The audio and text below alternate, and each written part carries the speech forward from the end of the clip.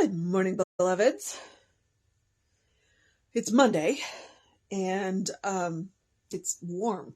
So we went for a bike ride this morning and I'm still not completely past that dog incident from October because we rode past a lady walking a dog, and I think the dog was wearing a muzzle, honestly, because it did scare me because you could tell that the dog was pulling against the leash, and she fought to keep it under control, and but I realized, I was just like, oh, I'm gone, but I also found that I apologized to her for riding by and upsetting her dog, and I'm like, the good news is a little bit further along in the ride, we rode past these ladies walking. It was really kind of funny because each lady was walking this little bitty dog and this, big dog. And none of them were interested in us. So that was, just like, okay. Oh. So, clearly I still have some work to do there. But it is January 16th. I know, we're halfway through the month. I don't know how that happened. Our title is Faithful Action. The first quote is, "The tongue of the wise is health," and that is Proverbs 12:18. And then the second quote is, "We must become actively constructive and happy in our thinking, not merely passively so." The Science of Mind, page 143. A woman who has just been told she has cancer was overwhelmed by grief and depression. Her doctor told her that she could not be helped unless she released all stressful situations in her life.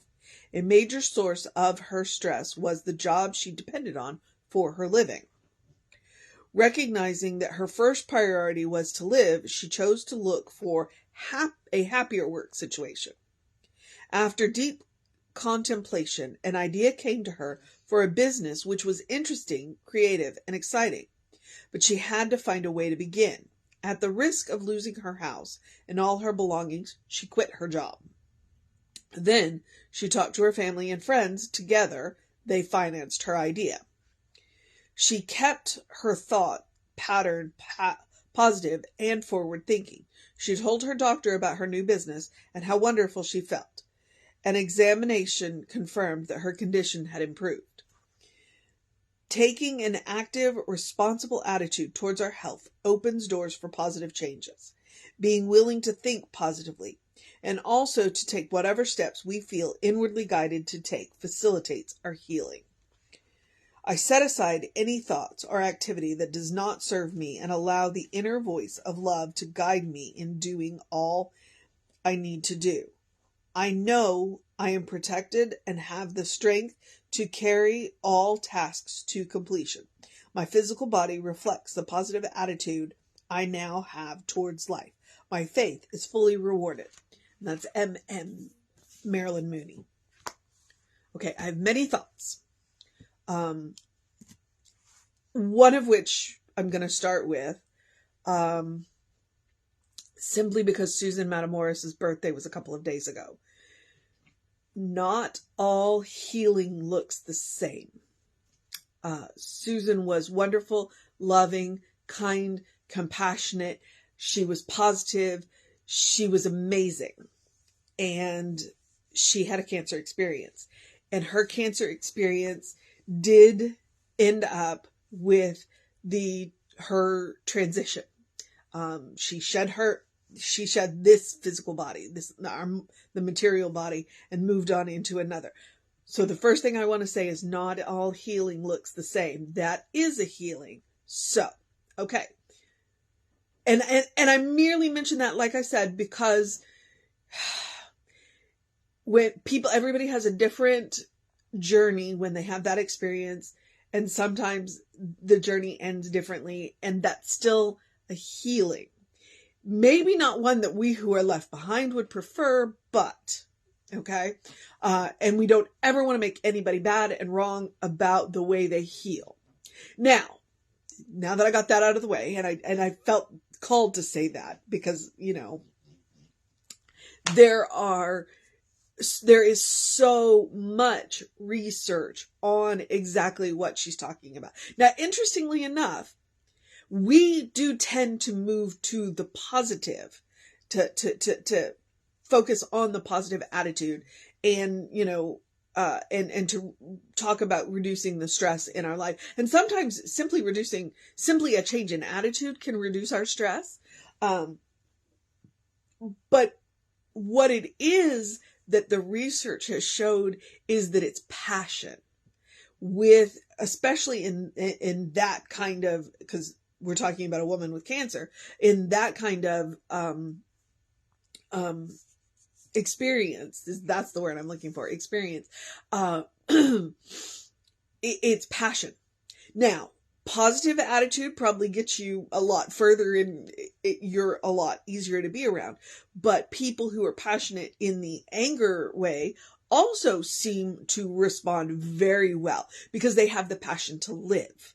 So she in this, she's not even talking about necessarily her treatments. What she's talking about is she had a very stressful job, and that stressful job is how she lived.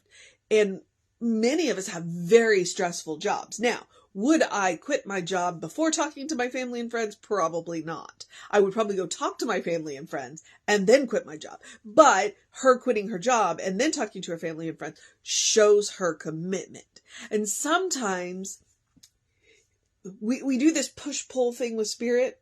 It's like, I want this, but then I pull away because I'm not willing to fully commit to what I say I want. And so spirit's like, it's called mixed signals. And spirit is going to respond to mixed signals mixed, when we go to spirit and say, this is what I want, and all of our actions support that, then spirit can respond to that. When we go to spirit and we say, I want that, but none of our actions support that, then spirit's going to go, no. Now, spirit doesn't judge. Okay.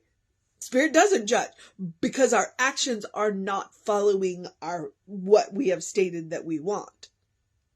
That's another reason why when you go through practitioner training, what you are taught is you are treating yourself. So when I treat for you, I am treating my belief about whatever it is that you say that you want.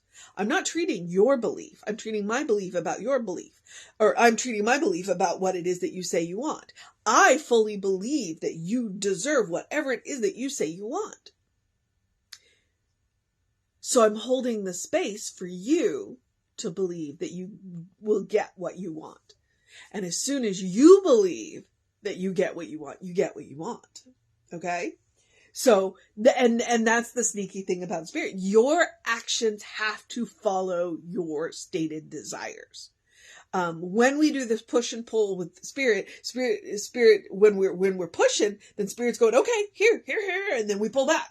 And then spirit goes, oh, this is not what you want? So spirit isn't toying with us.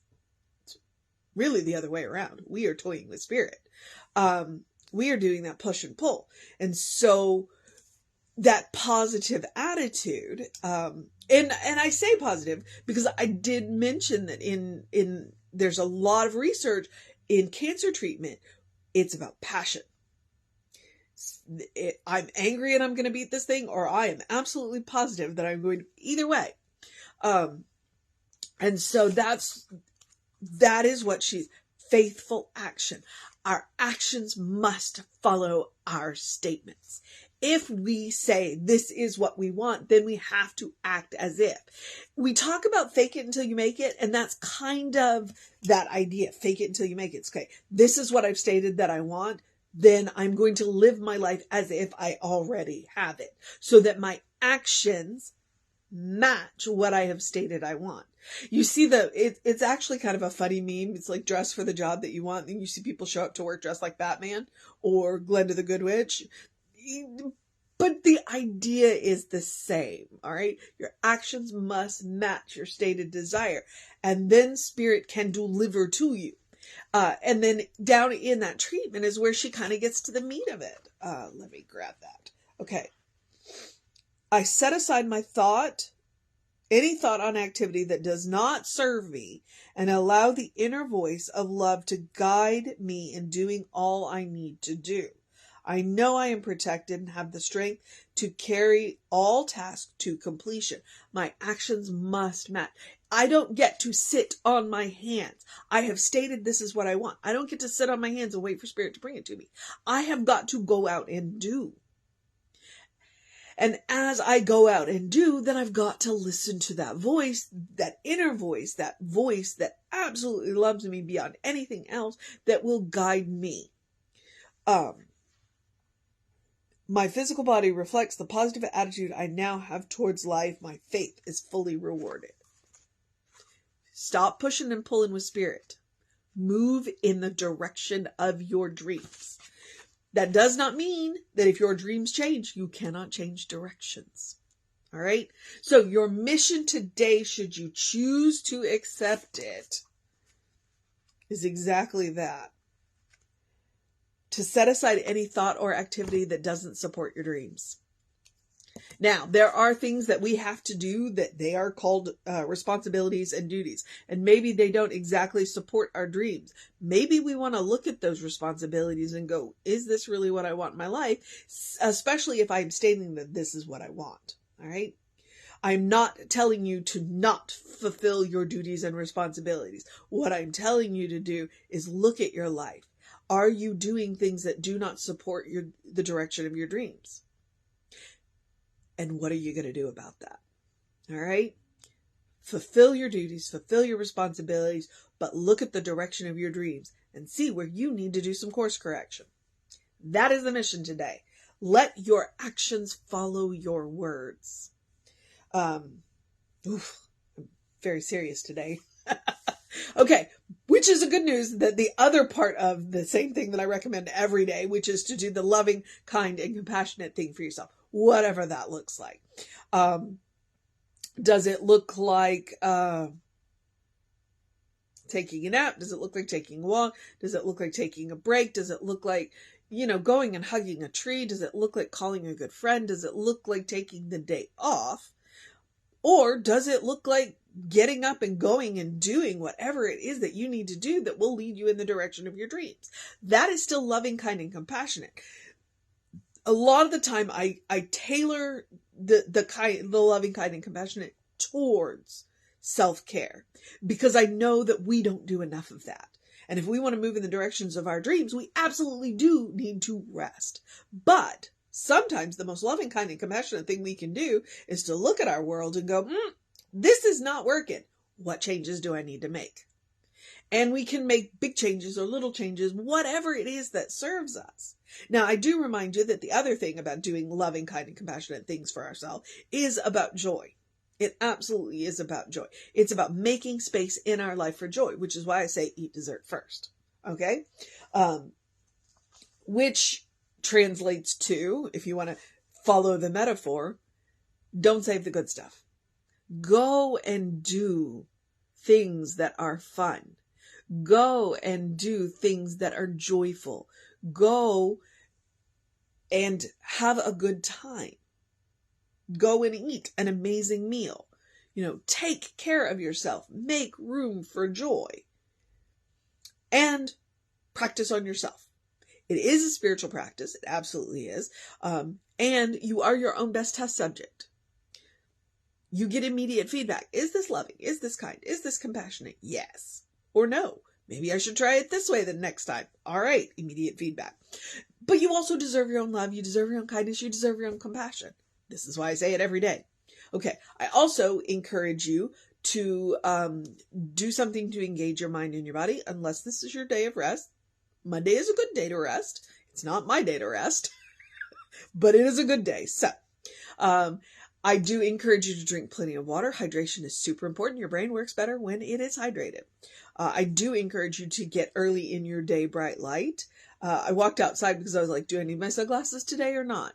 And I did end up wearing them a little bit on the bike ride, but not much. But the sunrise was kind of golden this morning and it was beautiful. So early in your day bright light. If you get up before the sun, which I don't like doing, but I do, artificial light counts. Okay? Early in your day bright light. It's called a circadian rhythm.